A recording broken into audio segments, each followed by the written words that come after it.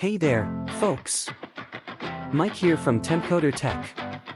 Today, we're diving into the world of PowerShell, and we'll be focusing on a handy cmdlet called Get-ChildItem.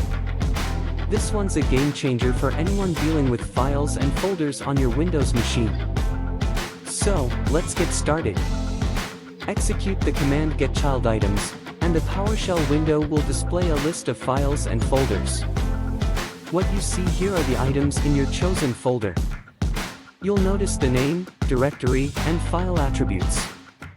It's a fantastic way to get a quick overview of what's inside. If you use the name parameter, only the names of files and directories are listed. But wait, there's more. You can use various parameters with Get-ChildItem to filter and sort the results. For example, you can use recurse to list items in subfolders or file to filter for files only.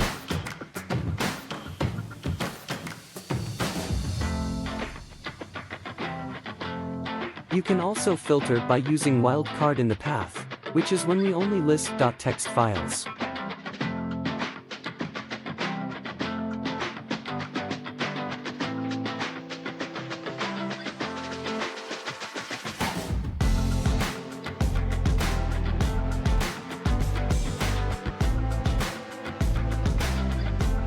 Then you mustn't forget the best command, get help, which you can use to find examples and see what else you can do with the command.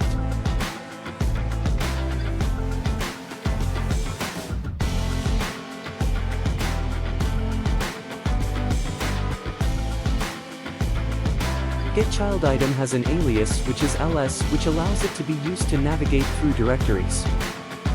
And that's it, folks.